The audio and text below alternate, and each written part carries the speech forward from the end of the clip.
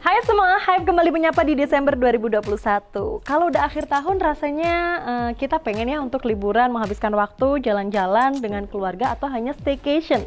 Tapi ingat, ada ancaman besar yang akan kita hadapi, yakni gelombang ketiga COVID-19.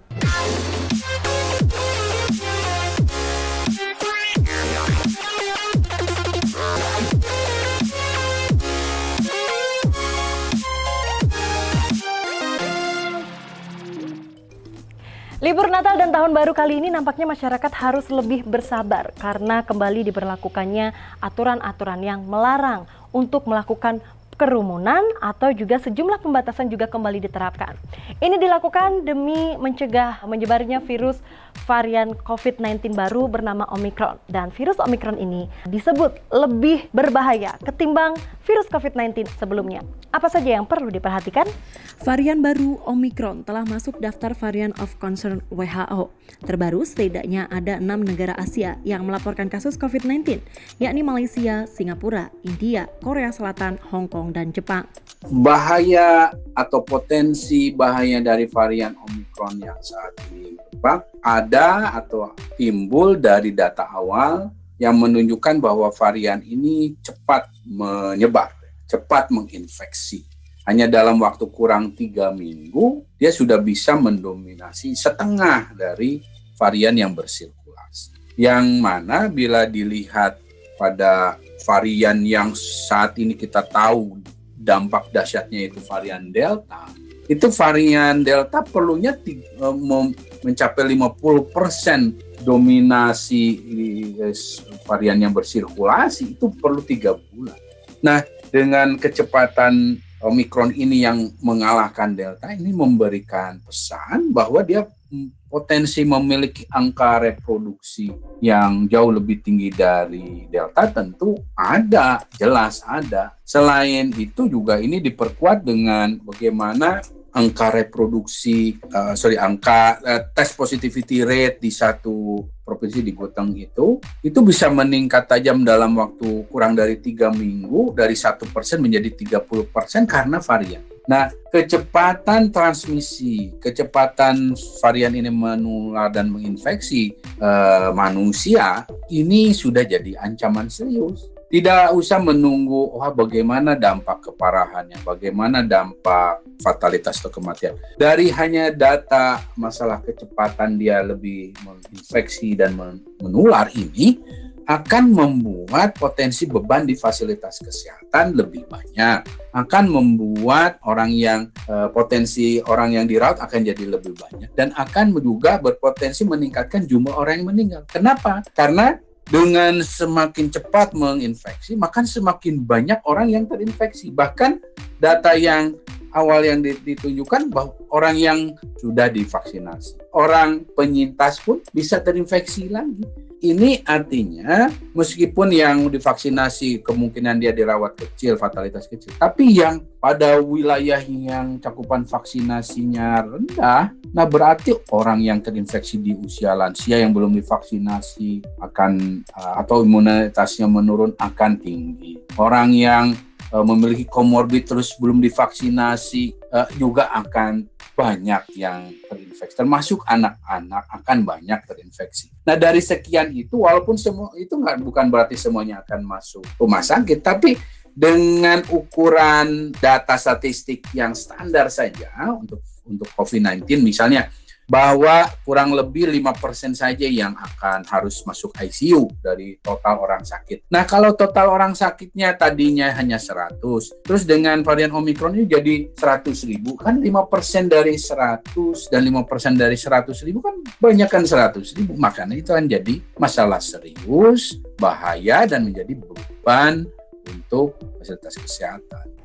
Sejumlah negara di dunia telah mengambil sikap soal antisipasi pada varian baru, salah satunya Inggris. Regulator Inggris MHRA kini menyetujui produk obat-obatan yang diyakini efektif melawan varian Omicron baru. Produk tersebut bernama Sotrovimab, pengobatan antibodi buatan GlaxoSmithKline dan Vir Biotechnology yang berbasis di California. Menurut MHRA, produk ini aman dan efektif untuk mengurangi risiko rawat inap dan kematian pada orang dengan infeksi COVID-19 ringan hingga sedang yang berisiko lebih tinggi terkena penyakit parah.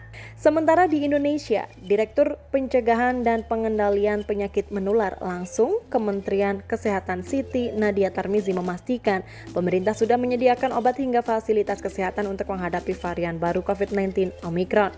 Per 30 November 2021, pemerintah telah mendistribusikan obat ke 34 dinas kesehatan provinsi dan 916 rumah sakit. Demi mencegah kerumunan, pemerintah mengeluarkan surat edaran PPKM Desember 2021. Surat edaran ini dikeluarkan oleh Satgas Penanganan COVID-19.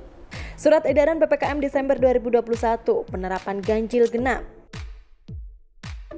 Surat edaran PPKM Desember 2021, aturan perjalanan pesawat.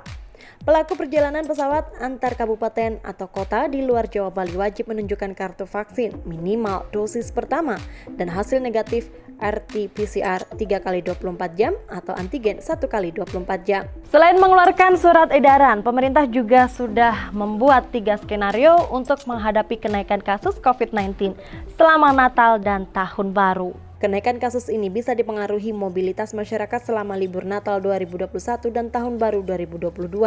3 skenario dibuat berdasarkan data yang dimiliki dengan memasukkan beberapa faktor risiko.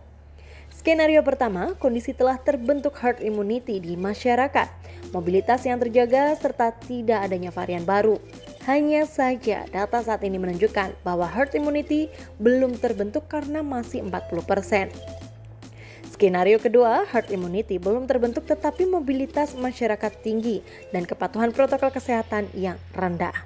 Kasus diprediksi akan langsung naik hingga di angka 260.000 sekaligus menjadi puncak kasus aktif. Skenario ketiga, ada kondisi herd immunity yang belum terbentuk, mobilitas tinggi, kepatuhan rendah, dan muncul varian baru COVID-19 yang lebih menular.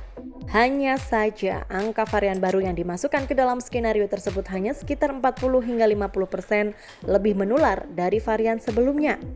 Dalam kondisi saat ini kasus aktif diprediksi bisa meningkat hingga 400.000 kasus. Oleh karenanya, Ketua Bidang Data dan Teknologi Informasi Satgas COVID-19 terus menyatakan agar masyarakat melakukan vaksinasi, mengurangi mobilitas, dan mematuhi protokol kesehatan. Di sisi lain, pemerintah tetap membuka sektor pariwisata dan ekonomi di berbagai wilayah di Indonesia. Menurut data, selama 6 bulan terakhir, angka kunjungan pariwisata dalam negeri naik. Masyarakat masih diperbolehkan untuk bepergian dengan memenuhi beberapa syarat. Ya, kita bisa melihat bahwa masalah pandemi ini terus membawa Indonesia itu kepada pasang surut ya tentang pariwisata itu. Tetapi sebenarnya yang ingin saya garis bawahi bahwa ini satu global, dunia global juga seperti saat ini. Jadi bukan hanya menimpa Indonesia. Ya, ini membutuhkan membutuhkan terobosan-terobosan, membutuhkan kebijakan-kebijakan yang memang menurut saya extraordinary gitu. Oleh karena itu, saya di beberapa kali kesempatan saya selalu mengatakan kepada media, mudah-mudahan bisa tersampaikan juga sampai ke level pemegang kebijakan bahwa kita harus berani hidup berdampingan dengan COVID. Jadi kebijakan-kebijakan pemerintah di sini orientasinya adalah hidup berdampingan dengan COVID-19. Hal ini sejalan dengan apa yang disampaikan oleh WHO. Dari data kunjungan masyarakat, pengamat pariwisata membeberkan data apa yang membuat sektor pariwisata dalam negeri masih kecil peminat kunjungan dari masyarakat. Kalau bicara tentang minat pariwisata, masyarakat itu pasti tetap ada. Malah dengan ada pengetatan seperti ini, namanya masyarakat pasti dia selalu cari jalan keluar untuk sembunyi-sembunyi datang ke tempat wisata. Mereka selalu mencari jalan itu ya, jalan apalah ya, ditutup jam segini mereka bisa datang, mereka lewat ditutup pintu masuknya sini mereka bisa datang. Artinya apa? Bahwa kita harus menyadari bahwa masalah liburan itu bagi masyarakat itu ya artinya susah dibendung ya kan. Nah, tetapi itu tadi kita harus kondisikan batasan-batasan itu, kita harus kondisikan gitu. Karena jangan sampai nanti kita kan tidak tahu COVID ini sampai kapan. Ini kan masalah ketidakpastian. Nah, bicara masalah ketidakpastian itu pasti tidak berujung Nah, satu-satunya yang pasti adalah bahwa kita harus hidup berdampingan. Nah, itu maksud saya.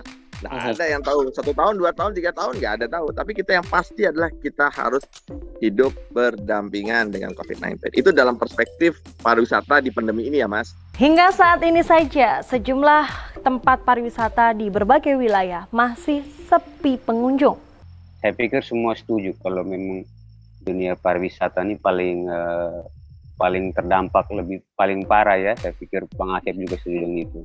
Dan recovery-nya juga paling lambat ya, paling lambat. Mungkin di Flores sekarang saya cukup mengikuti di sosial media di daerah Labuan Bajo mungkin sudah mulai pelan-pelan tidak ini, tapi mereka sudah mulai ada pergerakan ya. Ada banyak wisatawan domestik yang sudah masuk ke sana. Tapi khusus untuk kami di wilayah timur Flores ini memang kami masih belum bisa berbuat apa-apa. Jadi memang dampaknya memang masih terasa sekali karena kita banyak yang belum bisa kembali ke dunia pariwisata ya. Jadi ada yang banting setir, apa sajalah yang penting ada yang pokoknya ada yang jualan, ada yang jual bensin, ada yang ojek, ada yang pokoknya macam-macam lah. Ya. Jadi sama sekali tidak ada wisatawan di sini. Yang maksudnya yang saya handle tidak ada. Tapi kalau pengamatan saya yang ke Maumere ini kebanyakan sih backpackeran, solo traveling. Itu kalau sepengamatan saya mungkin tidak lebih dari 50 orang lah. Menghadapi libur Natal dan Tahun Baru, nampaknya kita harus waspada juga bijaksana. Jangan sampai momen ini menjadi faktor utama menyebabkan virus COVID-19 varian baru menyebar lebih luas. Bagaimanapun juga, sektor pariwisata di Indonesia masih sangat membutuhkan kunjungan wisatawan, baik dalam negeri maupun luar negeri. Jadi gimana? Kamu sudah siap menerima keputusan aturan Natal dan Tahun Baru kali ini? Nantikan informasi terupdate dari genpi.co dengan download aplikasinya di App Store dan Play Store. Jangan lupa like, komen, dan subscribe video ini. Saya Tika Biantoro, sekian Hype kali ini. Sampai jumpa di Hype minggu depan.